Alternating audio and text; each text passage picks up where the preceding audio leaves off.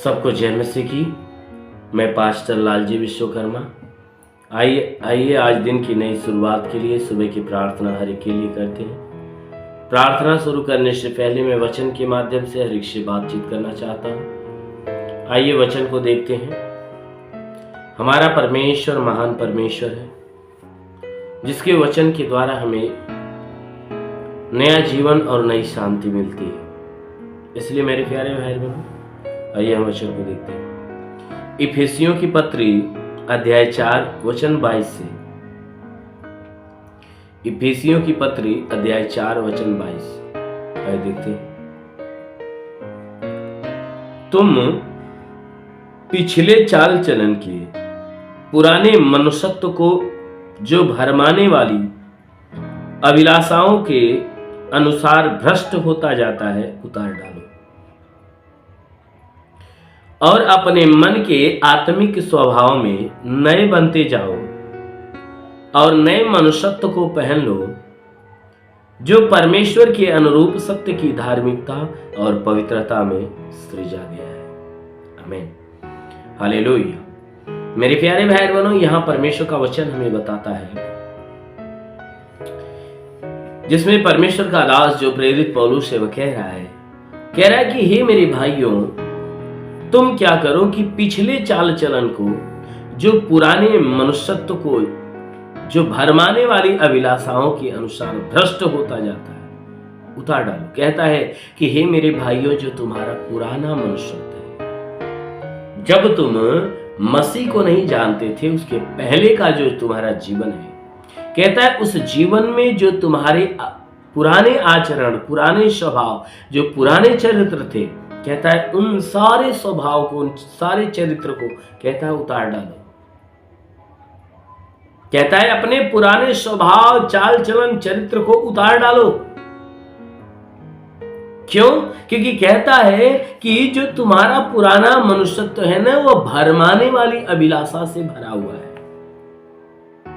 क्योंकि उस मनुष्य में उस मनुष्यत्व में एक अभिलाषा है, और वह अभिलाषा ये है कि वह जो भरमाने वाला है, यानी भरमाने का काम करती है, कि हर एक मनुष्य के भीतर जो भरमाने वाली अभिलाषा है, उस मनुष्य को अपने भ्रम में डालकर वह बार बार पाप की तरफ लेकर जाती है, बार बार गुनाह करवाती है। तो इसलिए कहता है कि तुम पिछले चाल चलन के जो पुराने मनुष्यत्व के से भरी हुई जो भरमाने वाली अभिलाषाएं हैं, कहता है उन अभिलाषा को क्या करो, जो भ्रष्ट थी, यानी गंदगी से भरी थी, कहता है उसे उतार डालो। जो अभिलाषा भ्रष्ट है, यानी पाप से भरी हुई है, जो बेकार है, जो नाश करने वाली है, कहता है उस जीवन को अपने अंदर से उतार दो। कहता है कि अपने मन के आत्मिक स्वभाव में नहीं बनते जाओ। कहता है अपने मन के आत्मिक स्वभाव में, जो तुम्हारा मन आज फिरकर आत्मिक स्वभाव को जो आत्मिक स्वभाव को ग्रहण कर रहा है, कहता है उसमें तुम नया बनो। कहता है जो तुमने मन फिराकर यीशु को अपना लिया, और यीशु के द्वारा जो तुम शिक्षा पा रहे हो, कहता है कि उन मन के आत्मिक स्वभाव में नहीं बनते जाओ। क्योंकि वचन के द्वारा तुम्हें जो आज्ञा दी जा रही है, स्वभाव के लिए, चाल चलन के लिए, आचरण के लिए, चरित्र के लिए, जो पवित्रताई की जो तुम्हें शिक्षा दी जा रही है, कहता है तुम मन के आत्मिक स्वभाव में नया बनो। यानी उन शिक्षाओं को ग्रहण करके अपने मन के अनुसार, जैसा तुम्हारा मन बदला हुआ है, परमेश्वर के विषय में जानने के बाद जो तुम्हारा मन फिरा है, और मन फिरने के द्वारा तुम्हारा स्वभाव भी नया होना चाहिए। और कहता है नया स्वभाव होने के साथ साथ कहता है कि तुम अपने आप को नया बना दो। कहता है तुम्हारा स्वभाव बदला, तुम्हारा मन बदला, तो तुम्हें भी नया बनना चाहिए। क्योंकि तुमने पुराने मनुष्यत्व को निकाल दिया और नए मनुष्यत्व को धारण किया है, पुराने स्वभाव को त्याग दिया है, नए स्वभाव को धारण किया है। तो इसलिए कहता है कि तुम नया बनते जाओ। जैसे नया तूने धारण किया तो नया बनते जाओ। और कहता है कि और नए मनुष्यत्व को पहन लो जो परमेश्वर की अनुरूप सत्य की धार्मिकता और पवित्रता से सृजा गया। कहता है कि वो पुराने मनुष्यत्व को निकालकर तुम उस नए मनुष्यत्व को धारण करो कि जो मनुष्यत्व परमेश्वर ने उत्पन्न किया, जिस मनुष्यत्व को परमेश्वर ने बनाया। और परमेश्वर के द्वारा जो मनुष्यत्व बना हुआ है वह परमेश्वर के सत्य की धार्मिकता और उसकी पवित्रता के द्वारा सृजा गया है, बनाया गया है। परमेश्वर ने जो अपना मनुष्यत्व, अपने द्वारा मनुष्यत्व को तैयार किया, वह अपनी सत्यता और पवित्रता के द्वारा तैयार किया, जिसके मनुष्यत्व में परमेश्वर की सत्यता, जिसके मनुष्यत्व में परमेश्वर की पवित्रता भरी हुई है।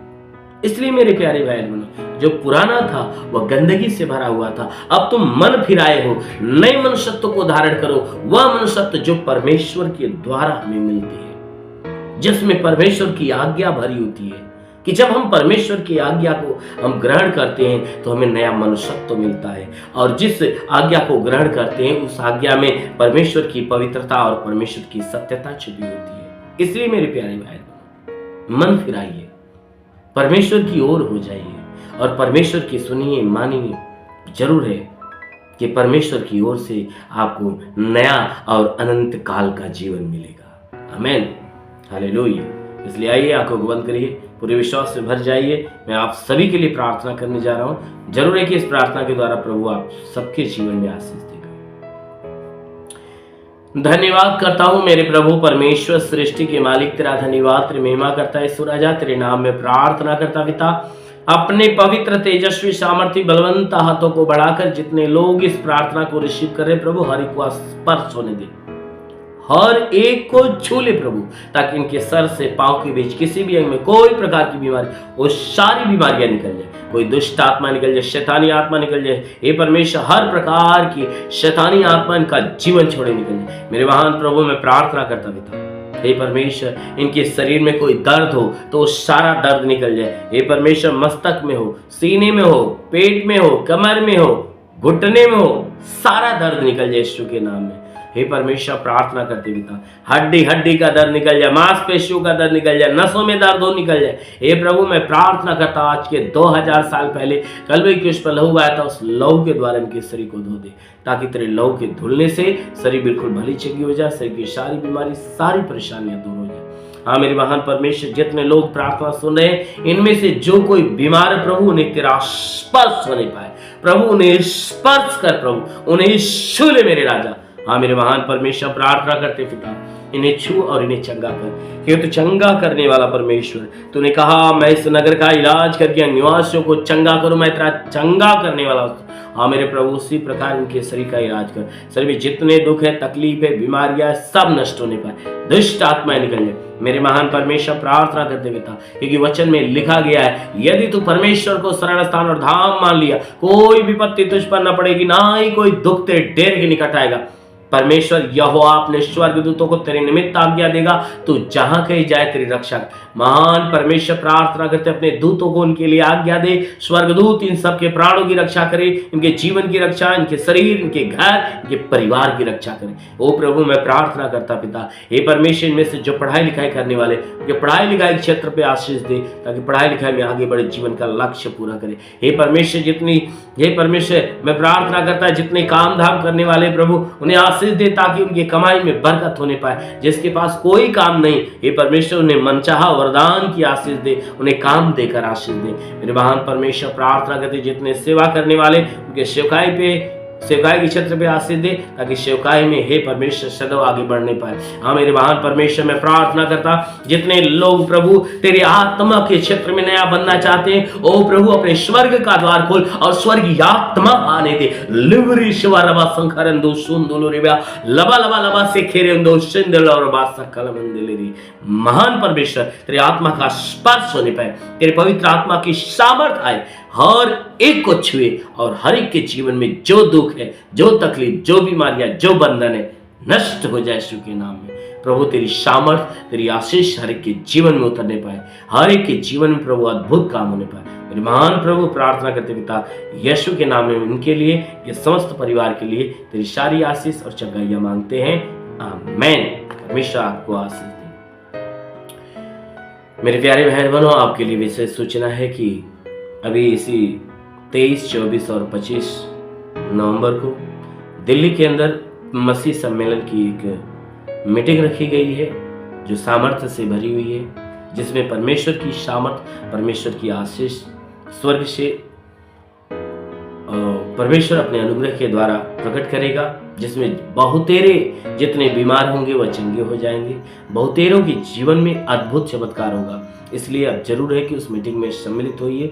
जितने दिल्ली के रहने वाले हैं वे सब के सब इस बात को ध्यान दें और उस मीटिंग में आने की कोशिश करिए। 23 तारीख, 24 तारीख और 25 तारीख 2 जगह पे है। 23 तारीख को एक जगह पे है और 24-25 एक जगह पे है। तो आपको अभी वहाँ का एड्रेस सारा सब कुछ जो है कि स्क्रीन पे अभी आपको देखने को मिल रहा है। आप इस एड्रेस को भली भांति आप देख लीजिए और जो स्थान दिया गया आप उस स्थान पे पहुँचिए, क्योंकि मीटिंग का समय है शाम 5:30 बजे से 8:30 बजे तक। इसलिए आप पहुंच सकते हो।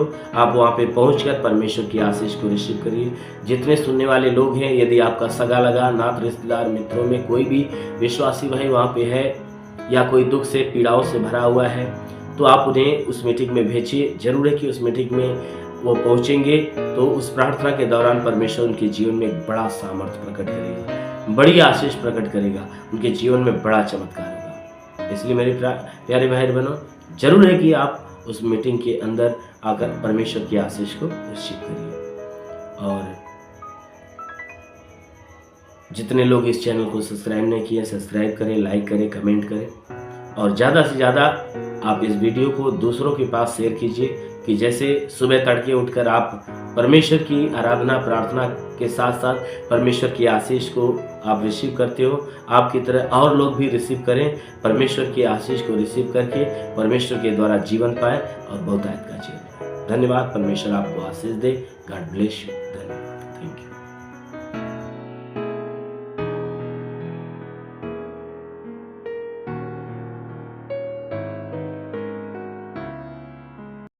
इस वीडियो को लाइक करें, हमारे चैनल को सब्सक्राइब कर बेल आइकन जरूर प्रेस करें हमारी लेटेस्ट वीडियो सबसे पहले देखने के लिए।